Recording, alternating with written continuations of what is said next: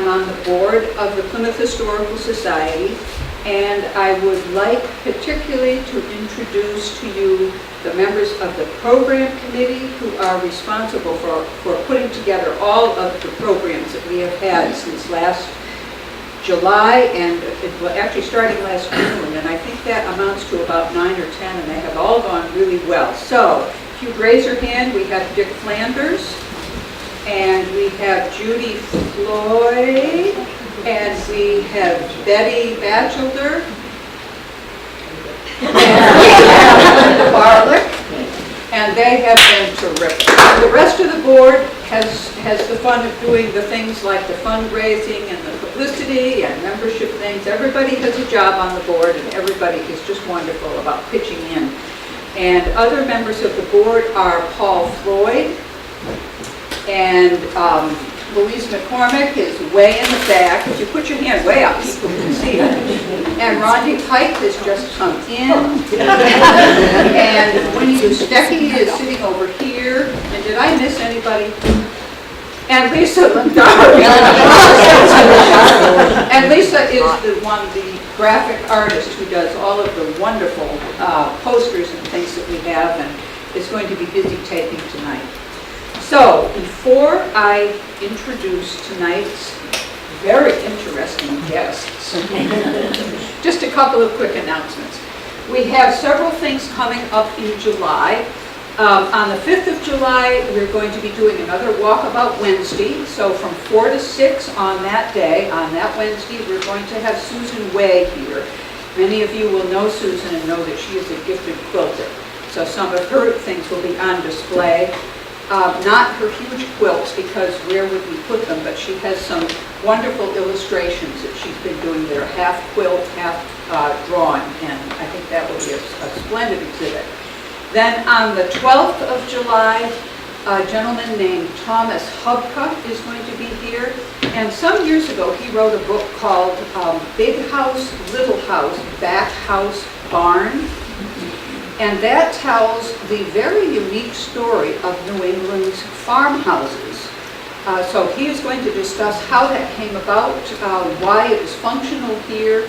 It's a New Hampshire Humanities program, so we hope that you might be able to attend that. Also, starting in July, Louise McCormick, again, who is way in the back and who is a ball of energy, is going to be doing some walking tours of Plymouth. She'll be doing 2 in July, 2 in August. There are, on a table in the back, there are some handouts that list the different programs and dates coming up. But I would suggest that you put on your sneakers and come join her. They'll start here, and I think you will have a lot of fun. That should be really good. Let's see, what else? Oh yeah, and then our yard sale, in which we hope to bring in some good dollars in September to help us with next year's programming. So as you start doing your summer cleaning out, please remember us and throw some things in a box and get them down our way before the yard sale will be part of the one in September. Arrived here in Plymouth with their children, Alex and Helen, 21 years ago next month. You were a child bride, for sure. And they moved into Whispering Pines, which of course is that beautiful Victorian that sits at the top of Langdon Street, just before Stagecoach Road begins. And that house, that wonderful house, was built at the turn of last century by John and Elizabeth Keniston, who were Roger's great-grandparents. Correct. And John, Judy Floyd the other day said to me, she thinks of him as being a Renaissance man, and I think that's just a wonderful term to describe him because he was a man of many skills. One of those skills was his brilliant musicianship. That has been passed right down the line, and Roger has inherited that, and Eva, of course, from her own mind, is also is a very talented musician. So they are both here tonight to share the stories of the Kenistons, and Eva is responsible for this wonderful display, and she will tell more about that as the evening goes on. So thank you.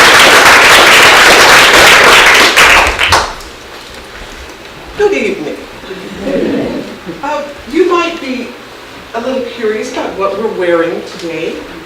I am wearing a Japanese overcoat that was that I found in the attic amongst many items there. It dates to the mid-1850s, and it came from Japan through one of the Freeman family, members of the Kenistons, and as merchants and explorers, this was one of their purchases that they brought back from travels in Asia. And the hat I'm wearing is one of many Keniston hats. The Keniston ladies loved hats. And so this is one of the many hats that are beautifully boxed and have been taken care of for over 150 years. At the end of this evening's festivities, I welcome all the ladies to come and try on hats. You are welcome to try on hats. There's one that's rather delicate, but overall, they're hats from about 1908, which is what I'm wearing, to something quite modern like this. Very modern. Very real hipster stuff. So you're welcome to have fun and try on some hats. And Mr. Ellsworth. I'll explain what I'm wearing. I'm wearing the uniform that John Keniston, who was my great-grandfather, wore as the leader of the Keniston band. And you'll see it has the names on it. And of course it says director, because he would conduct at the front of the band, and he would conduct concerts every week, weather permitting, at the gazebo. Now, the gazebo itself was commissioned and urged on by John Keniston, who did not build it himself, but he insisted that the town put some effort and money into having a community place, some place where people could come to gather on a Saturday afternoon or Sunday afternoon and listen to music. And he got uniforms, music. He recruited musicians, people from all over to come as a community service so people get together to do something. This outfit, believe it or not, actually fits me. I mean, the sleeve length is amazing because I have to get everything tailored, but obviously I'm related, so somehow it's wool, it's warm, and Eva insisted I wear it, but we'll see how I do. In regards to what we're going to talk about tonight, one of the big features of our family, when I say our family, it's a big family, the Keniston family, is community service and doing something for the community, and not just in a cursory way. You know, not that donations and fundraising aren't important, but to go out into the community, do something with people and for people. And I think it's indicative of New England. Not having been a native New Englander, although I didn't realize I had been raised as a New Englander by New England people, community is a very important thing. And over the years, we've had a number of events at our house. We've had political fundraisers. We've had events for musical societies, parties for people, weddings. One of my favorite events was Paul and Judy's daughter. Yeah, that was a wonderful event. And it's come forward. We continue this to this day. I have an annual bonfire with my partner, Jay Buckley. We hold it, I call it my annual No Enemies Bonfire. None of my enemies are allowed. But everybody can come. And this is something that was passed down to me from my ancestors. they really did believe that when it came to community, there was no separation. Politics, not allowed, because we're all kind of in this together, and I really salute that attitude that's come down through the generations. And you can see from the house that it itself lends itself to some kind of big event and make such a large statement. Before we go on, I want to explain something about the house, and I think Evan should read the first structure that was put on the property, which was the barn.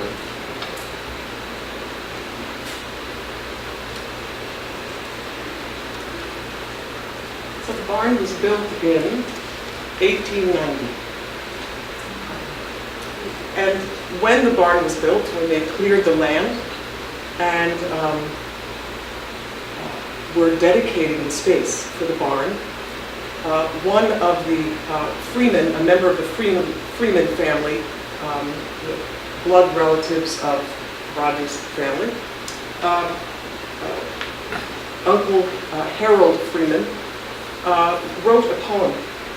There's a great deal of arts in this family, in the Keniston family, and extended family. And this is the first of just a few poems I'll read today. But this is the dedication poem for the barn. So what I want to do, because I'm always on double duty, I would like to show a picture of the barn. This is the barn when it was built. On Thurlow Hill, a site was selected, where a large new barn was to be erected. A sightlier spot could not be found in Plymouth town for miles around. Far up the valley, broad and green, the peaks of Waterville are seen, and nearer still, quite bleak and bare, Welsh mountains rise quite high in the air. Eastward in stately grandeur lies Mount Prospect, and at her feet the Intervale and river sweep. From her high tower you can see Asquam and Winnipesaukee, where many years ago the dusky warriors paddled to and fro. A few farms are scattered here and there on Prospect's western slopes so fair, and when at even the sun doth set, the rays from window panes reflect. And now for a moment cast your eye to the northwest horizon, where Moosilauke summit can be described. And when the atmosphere is clear, the tip-top house quite plain appears. And so round the whole horizon, this cupola view is without comparison.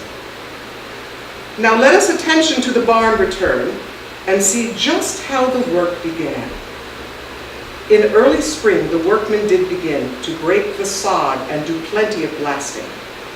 The timber from the woods was drawn and hewed by willing hands and strong.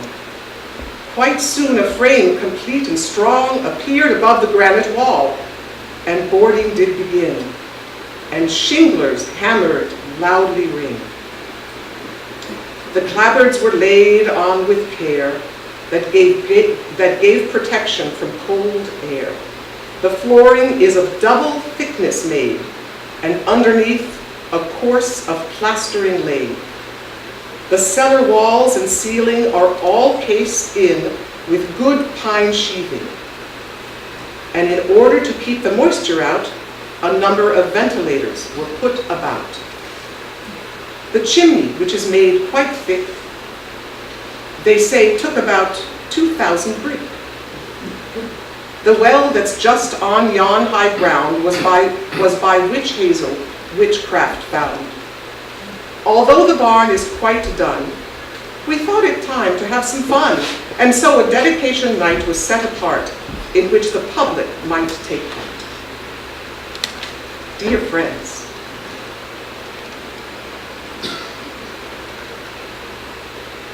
friends, we welcome you tonight. And while the moon is shining bright, the copper box we'll put from sight in the cornerstone and seal it tight. Written and read by William P. Freeman, October 1890.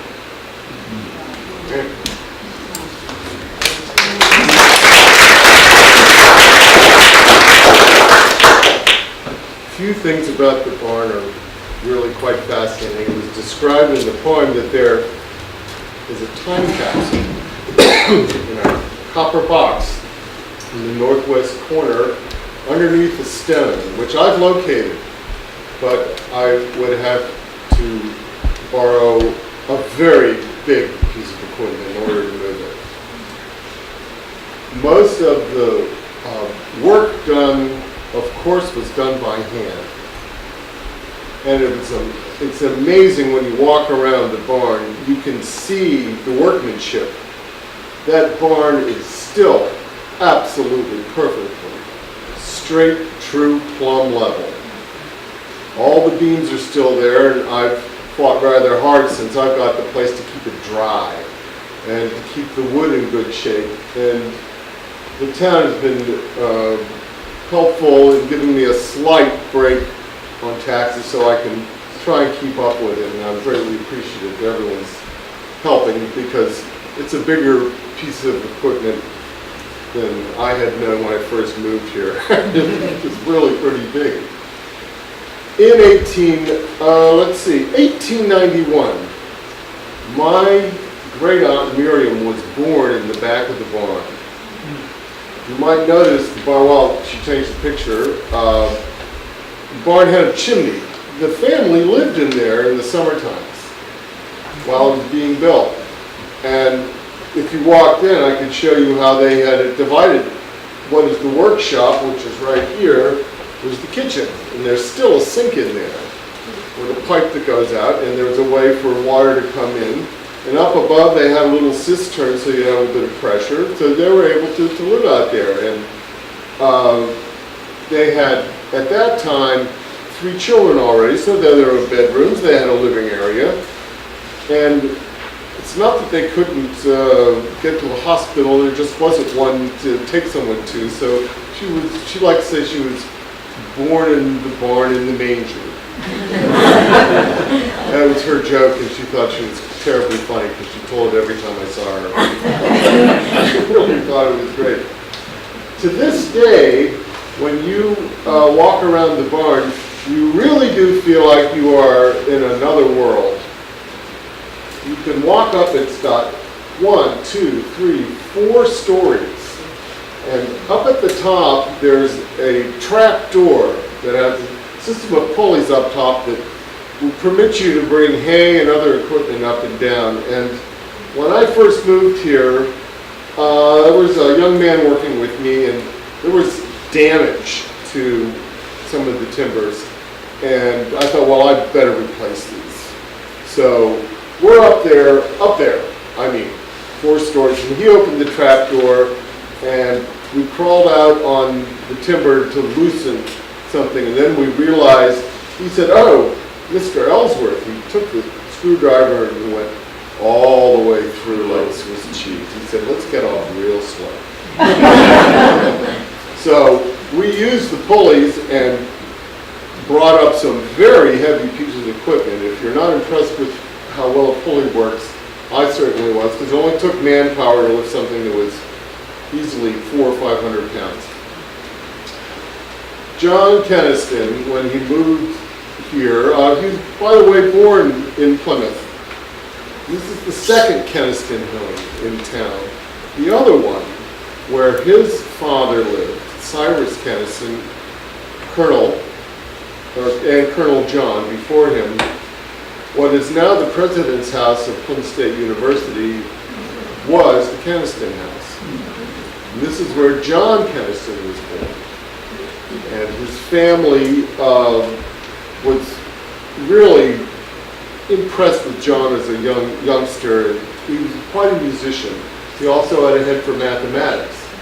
And he became obviously successful as a young man, and he went to the Tilton Academy. And then they decided, well, he needed to go to Boston, and he studied music there, and they were going to send him to Europe.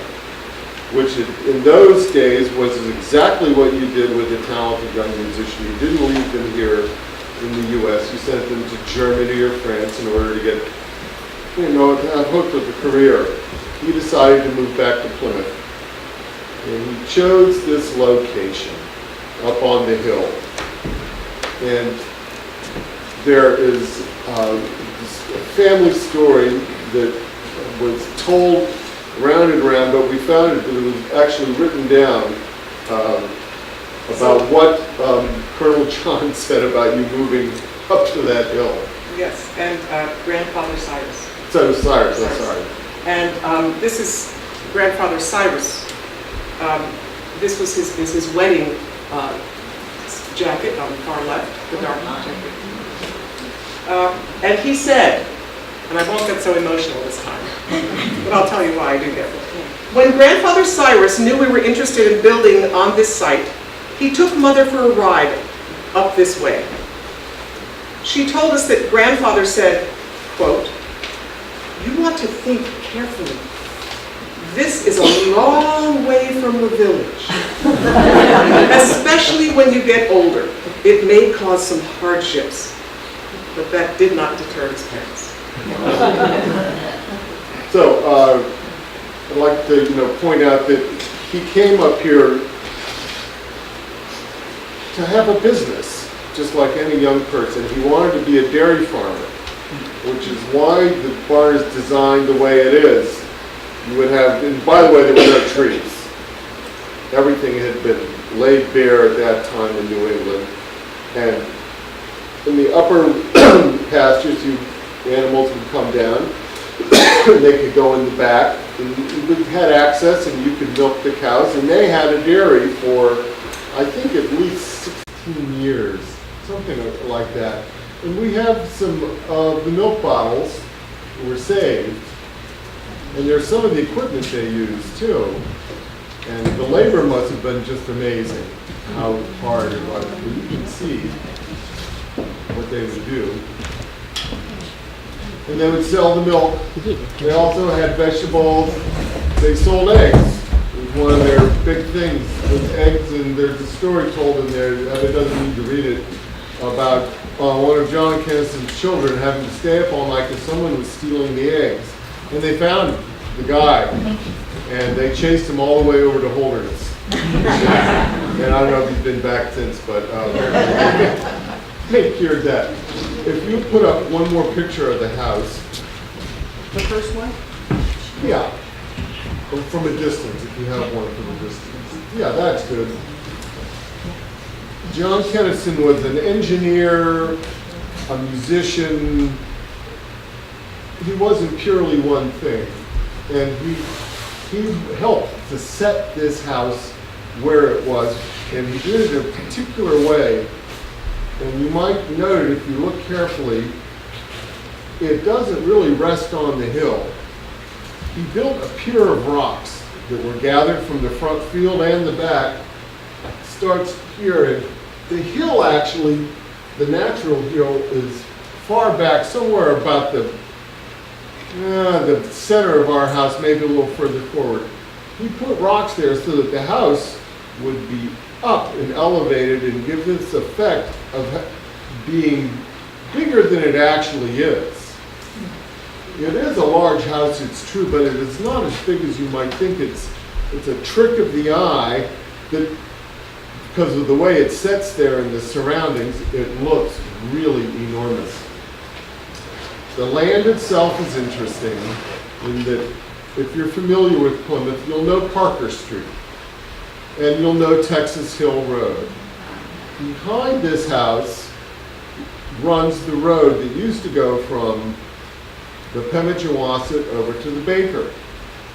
And there was a line of these tall pine trees, which grow naturally beside stone walls. They're not planted. They just happen to fall along there. And you could actually follow all the way down Parker Street and over to Texas Hill Road. You will see these pine trees, and you can walk the path. And you can go all the way on what used to be the old road. And it was pointed out Stagecoach Road, or as I know it as Thurlow Street. was another way to get over the hill. So this house was put at the confluence of two major thoroughfares, more or less.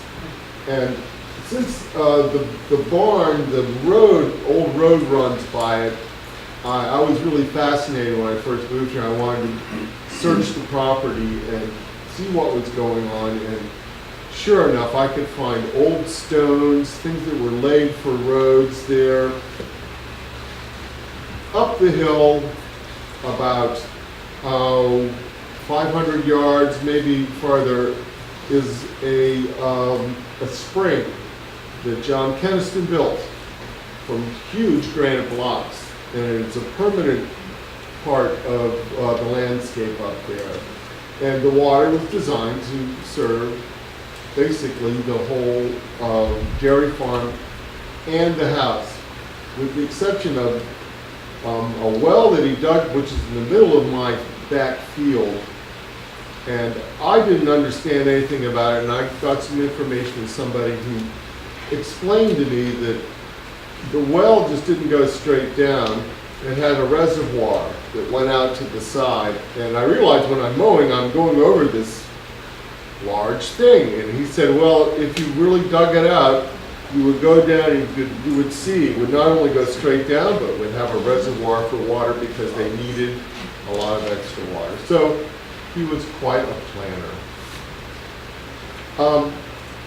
I think the next thing worth talking about is his engineering and surveying, because it's quite a contribution he made to the community. He and his son Carl, in particular, were excellent engineers, and people whose surveying is still, to this day, something that is referred to because of its accuracy. And he prided himself on how accurate and how well done a job could be. So, And he got really good. okay, I'll go straight to the, Yeah. we'll come back to that. Okay. Yeah, there he is. He was a young, when he was a young man, he went to college, he went to Dartmouth. And there, he didn't have a horse, he walked. Took 2 days, and if you go on 118, you go past Dorchester, there's something, I think it's called, I think Wright's Tavern, I'm not sure. I'd have to go back and look. He stayed there. So it took him 2 days to walk, and he made it. But he loved walking around New Hampshire. He loved going over the hills, and he loved measuring people's property. We have in our attic stacks of old deeds and fantastically drawn maps that were all done by hand with his drafting equipment. Now over there, we brought a few of the items that he would have used. There's a transept over there and some measuring devices. There's some things in the barn with these tall red poles, and you know, it's the equipment of an engineer.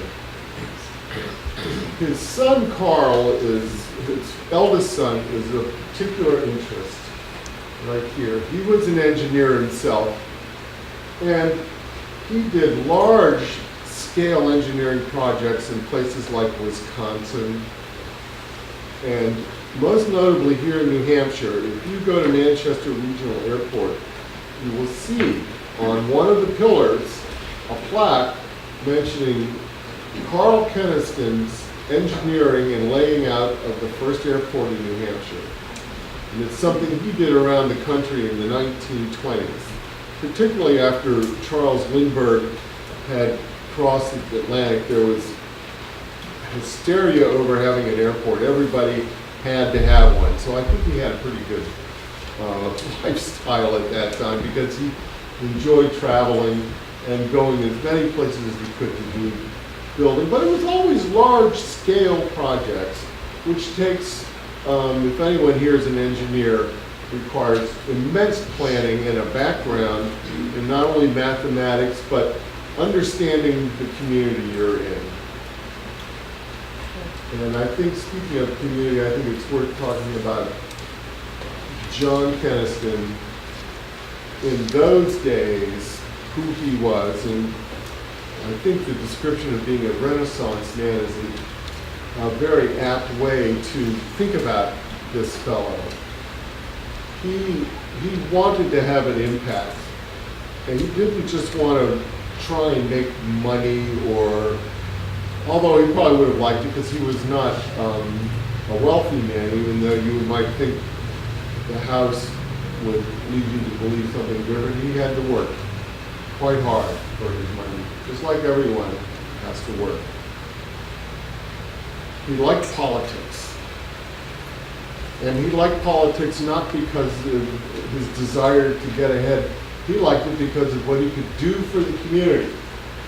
And he states this in letters over and over again, saying something similar to, what can we do to help the public library? What can we do to make life better for so-and-so? Can we fix the road that leads into town? What can we do about this? He wanted to be active in the community. He was fire commissioner, he was a registrar of deeds, and he held a number of posts around the community for a number of years. So when the 150th celebration came around in 1914, John Keniston was elected to be the man to be head of the whole commission, if not for any other reason that he was trustworthy, honest, and his integrity was not ever to be questioned. He was absolutely, scrupulously honest with anybody he dealt with. His word was his bond. But back to the Renaissance aspect, it's worth going into the music. It was a huge part of his life. He could have been a more successful or well-known musician in his own right if he had selected to go to Europe. However, he chose not to. He's a very fine keyboardist. He played the organ at the Congregational Church for at least 35 years and formed the Handel Haydn Society. He led concerts. I have large posters which obviously couldn't bring in, announcing concerts that they would bring in soloists from out of town. And you might note we still do that here.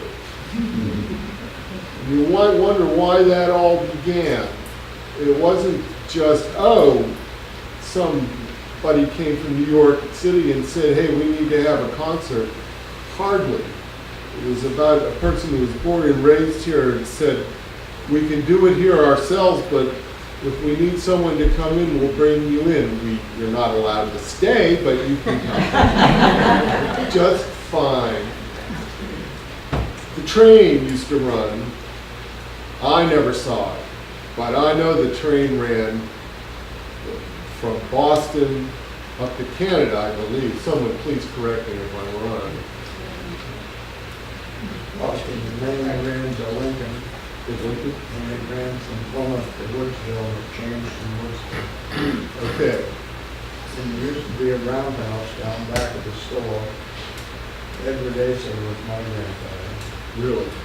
And there was a roundhouse down behind the store, and I used to stand in the back room and watch him turn the engine there.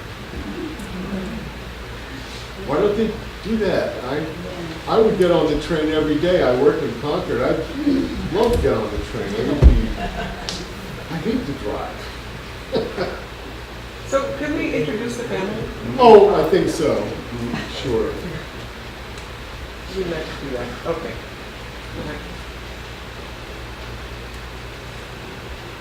You can introduce them.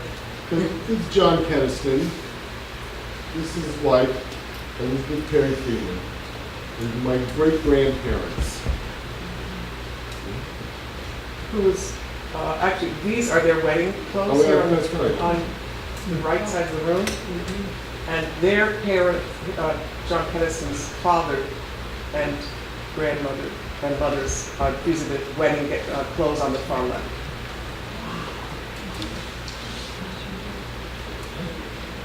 Oh, missed that one. He's the eldest son, Carl, who I already discussed a little bit. This is Ever Asa Keniston, who had a store down the street. Does anybody remember the Keniston store? You know where it was? I have the cash box that we used to use. I couldn't bring it down. Just a little too awkward to squeeze in here. Quite an interesting person. He had 7 wonderful daughters. There's one, Dorothy, the last one of the whole line. This is my grandmother, Wilhelmina Keniston Harbert. And this is her in World War I. And we'll come back and talk about her in a minute, but that's very interesting. This is my great aunt Miriam, who lived in the house most of her life. A most interesting person. Wrote a lot of poetry. Was a great lover of nature. She made donuts. I don't know if any of you remember donuts. They were the best donuts. They were absolutely. They were the best donuts. She even sent it to us for Christmas when we were kids. Forget that this is what's in the tube. It would be the donuts. But if you ever asked her to make the donuts for you, she wouldn't do it because it was too dangerous to be around, she said. A lot of work. Now, Al Williams was Miriam's fiance, and I bring him up to kind of give you the idea of the times. This was 1918, and the world was at war. He was trained to be a doctor in New York City, and Miriam and he were going to be married, but he died of the Spanish flu, which, as most of you know, circulated and killed about 25 million people around the world. And he is one of the victims. Miriam never really overcame that. She never got married. And I would hear occasionally a story from my great aunt Rachel about him, but just to point out what the times were like, it was a rough time. And this is on the porch. Oh yeah, this is on porch. our porch. Yeah. And as they're talking to the birds, she can hold her hand out, and a chickadee would come up, hop in the hand. She was so calm. The bird would just land right there. She planted many of the things in our yard, and at first I thought, what are all these things? They're kind of crazy. And then I found a book that she had gotten somewhere and explained how to put plants in that would attract birds. So all these plants that are there are not by nature. She put them in to attract the animals and the birds. Berries, certain kinds of shrubbery that the birds can hide in, that they need something to use for their nests. And this is Rachel Keniston, that many of you may have known in town. She was quite a figure around here. And she was someone very special in my life because she was, after my grandmother, the one that I had the most contact with. She was a brilliant person with an enormous amount of energy and determination to do something. She had a lot to do with the Historical Society, the library, you name it, she had something to do with it. At her passing in the 1990s, she died in 1996. 96, you're right. She gave 18 acres to the town and community for the Keniston Woods, which is now enjoyed by everyone who wants to go for a walk over there. Instead of deeding it to the family, she thought the town should have the whole space. She's the one who compiled the Keniston Saga, which is the book that we are using as our basis for this talk. And it was an enormous amount of work. She was a person with endless energy. She wrote a mathematics book.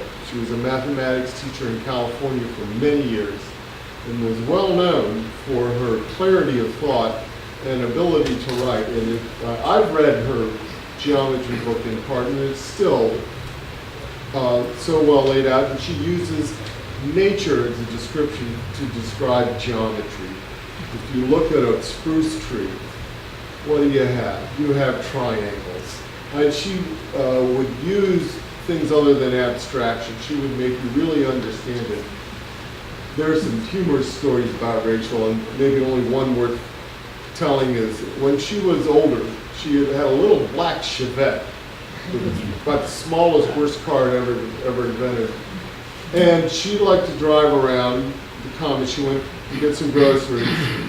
And one day, she was going around the circle, honking her horn, shaking her finger at people because they were going the wrong way.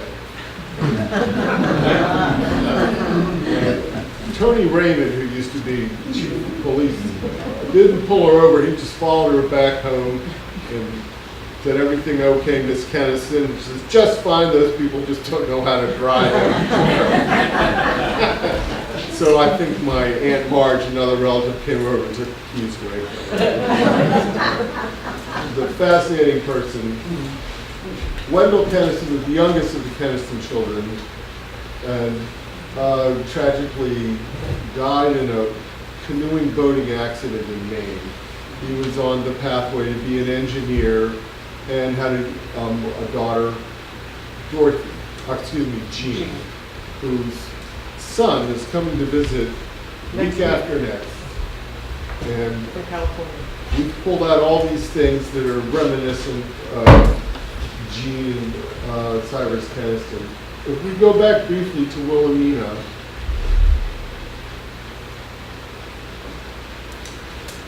she's a most interesting person. She was a singer, a very talented musician, and someone who could write music and poetry. She had all the literary gifts that a woman of that time would have hoped for. Very well educated. She went over to France in World War I with the Young Women's Christian Association to entertain the troops with a partner of hers to sing. And while she was there, she contracted the sleeping sickness, which is encephalitis lethargica.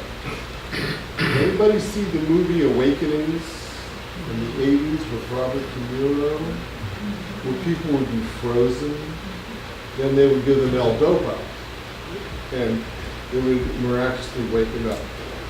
Wilhelmina contracted the sleeping sickness, and not as severely, but she was put in a French military hospital to recuperate. And she had some mobility. She ended up being lame in her right leg for the majority of her life. But while she was there, all the men who had been so previously wounded, amputations and shell shock, were there, and she would play music for them. And she noticed a marked difference in their behavior after playing the music, which was a seed in her head. She came back to America, and there was a little house built up in the corner of the property where she could recuperate from this disease, and she could not ever stand the cold winters again. It caused her so much pain. She ended up moving to California, where she got married, and her husband was a surgeon out there of some repute, but she was more interested in helping people, so she started a place called The Oaks, which is designed around using music to help people.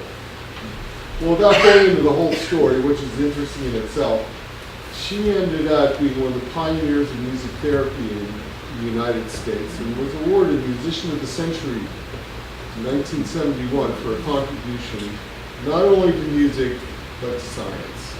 And she was somebody who had a mission to help people. And that goes back to this community service idea that I think highlights my family, is we want to do things, and I'll include myself, although I'm not a contributor at this level. We all do what we can in my family to bring the community together, even if it's just going out and saying, hey, you can use my property, or sure, I'll help you do this. I'll be happy to have a bonfire and burn half the downtown. No problem. Just invite Jay Buckley so he can set off his fireworks. So moving that, we did that. And then, Well, this is my mother, who was born in California, and Rachel Keniston moved out to Stockton, California to live with Wilhelmina, her sister, and my mother. My mother was a child prodigy on the violin and had a marvelous career. She's 92 years old right now and still plays the violin every day. and this is the daughter of Wilhelmina. Of the daughter of Wilhelmina. And she, my mother, took up the family cause of writing books and letting people get the message about music and being together. She completed a book 2 years ago about music and why it is the most powerful thing in the world for bringing people together. And clearly it's a mission that was started back with John Keniston. This is something that has proceeded through our family for generations now. I was a musician, obviously. My son Alex plays the cello. He's out in Chicago right now. And Dorothy Cuscios, who's one of our relatives, her son plays in the Cleveland Orchestra. And there are musicians everywhere. And when times get tough, and you wonder what you can do to try and bring people together, well, we'll always play some music. You know, if you can't gather around that, what can you gather around? Really, I really believe that.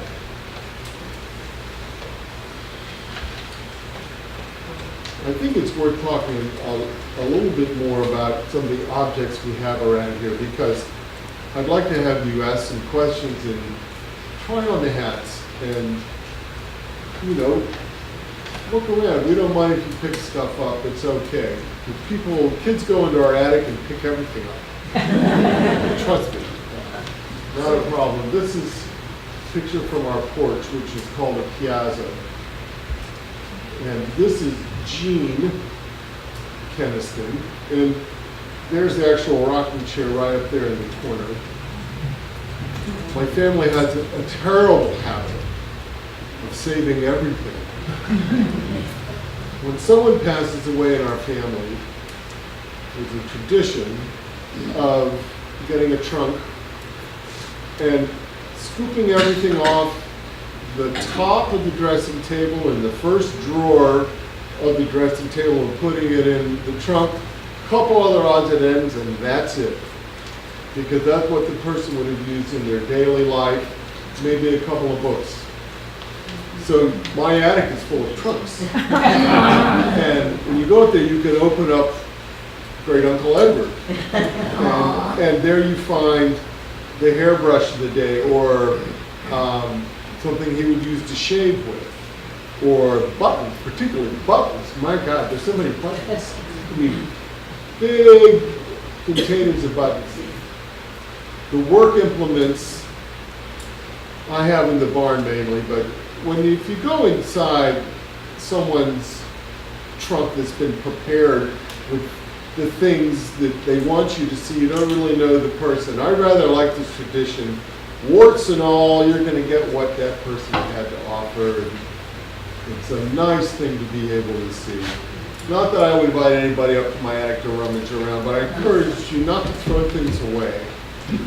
Because I think we have found that when you look through these things, when you go through these things, you really find yourself in one way or another. Even if it's not a relative of yours, you see, oh, things are not so different.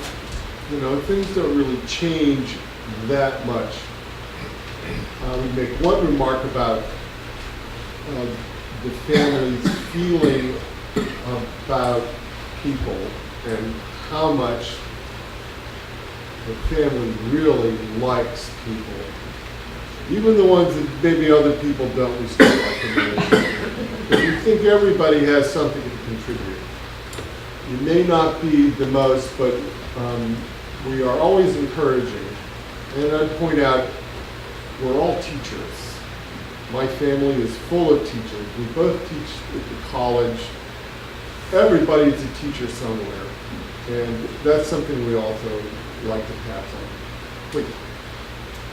And Roger was talking about the attic and all of the possessions in the attic. Nothing was thrown out, everything was saved. I'm going to read another poem written by one of the 7 daughters of Everett. Right. Everett's 7 daughters, and the youngest, Dorothy, who is still alive. And this is a poem she wrote about Grandma's attic, which is the attic of our home. When I go to visit Grandpa's house, as I often like to do, and everything's as still as a mouse, I like to visit the attic. Don't you? I climb up those winding stairs with a slow and even tread. The colored window right up there lets the light fall on my head. At last I reach the door, that to Grandma's attic leads. I open the door, as done before, with hope to find some beads. It is such a big room, I don't know where to go. There are many treasures, and the loom, which was used so long ago. Books I like to read, magazines to cut out pictures, or something else you need, you'll find in this room of treasures. Furniture of all kinds, chairs, tables, couches, desks, and stand. You could see them if you weren't blind. They were there on every hand. Dishes of clay, wood, and glass, standing on some little shelf, are facing this little lass, who is no other than myself. Suitcases I'd like to open, some that are bulging big. Maybe I'd find some little token or some awfully funny rig. With the old trunk I was busy, just hunting for some lace, when I happened to see old Lizzie right there, face to face. Best of all the things up there, the dearest to me is the books. I handle each one with pride and care and tell whether they're old by the looks. It makes me think of Grandpa dear every time I look at those books, and I wish that he were here with his kindly ways and looks. When I want to trim a doll or a dress, I go right to that attic dear. Very soon you'll hear me call, I have it, folks, right here! And I wander around that attic dear, a-thinking all the time, I wish I could always be here and start playing every morning at 9. Well, I think that's really all we have to offer. We just really wanted to outline some of the things, and clearly when you talk about people you love and admire, you can talk for a long time. And I would just leave you with the idea of family being something that's larger than yourself. And if you have something you really believe in your family as something that's you, amplify that. You'd be surprised. I've seen it go for generations, and I support the idea of working in your community. So thank you very much for allowing us to spend this time with you. Thank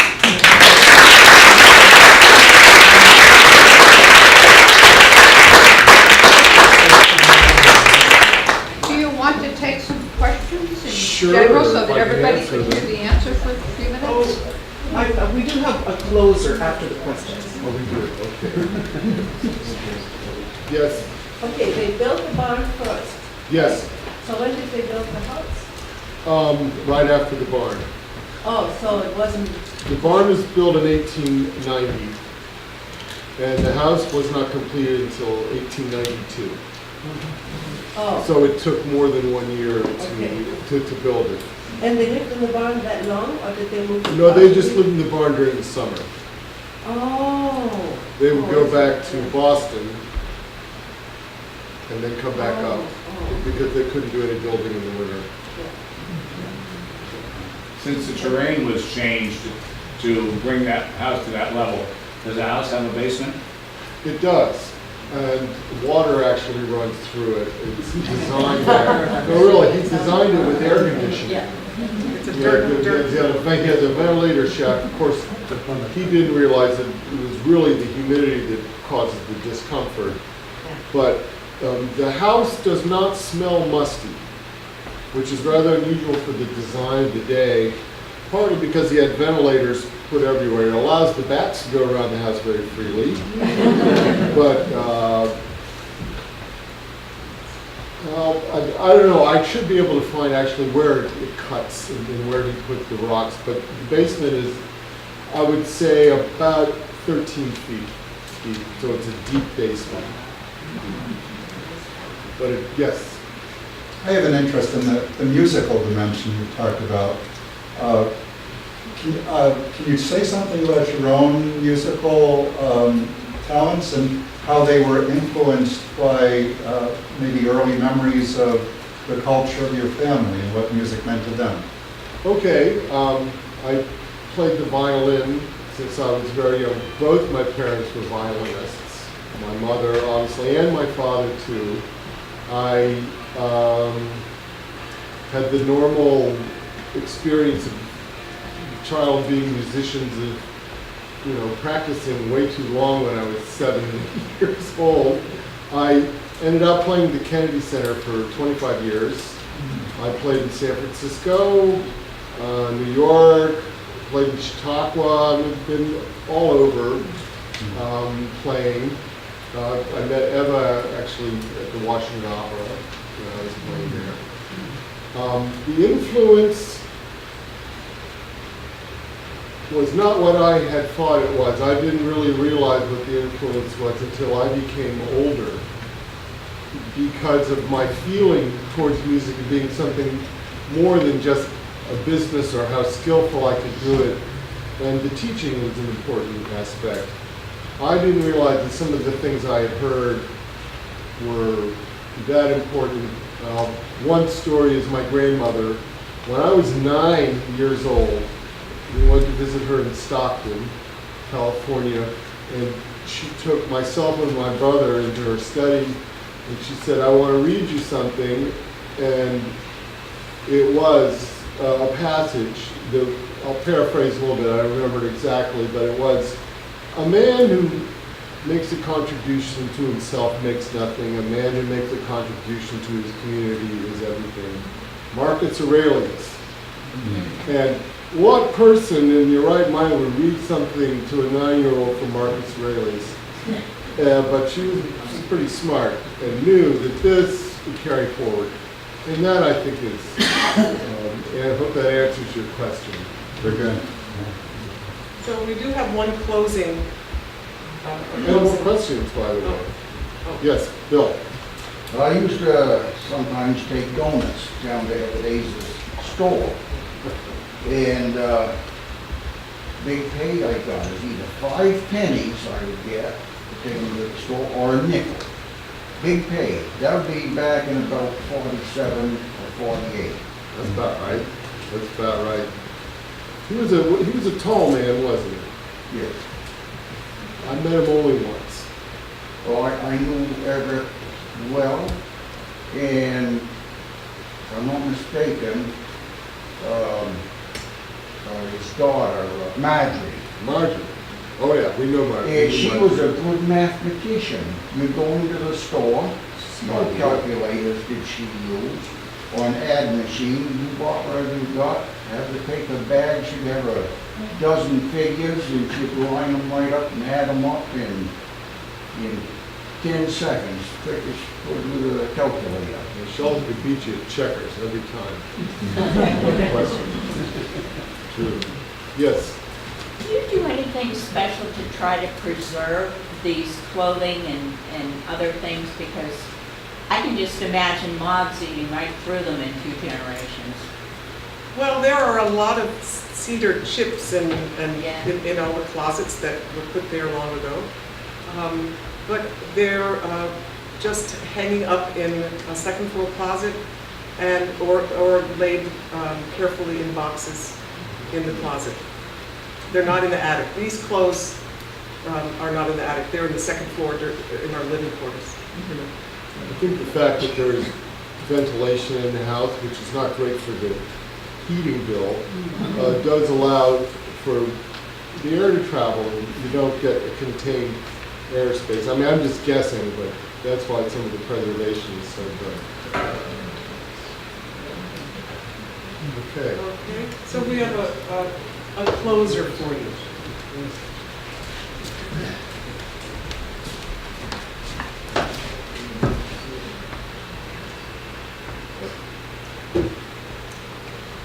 So this is a poem written by Miriam Keniston, and it has been set to music by Dr. Jonathan Santori, chair of the, former chair of the Music, Theater, and Dance Department at Penn State. It was commissioned by a New Hampshire Music Teachers Association a number of years ago, and it was composed and performed by Roger, myself, and Dan Perkins. And if I can get it to work, I'm going to play the piece of music for you. And it's written from this poem. There was a group of 3 songs, but this is one of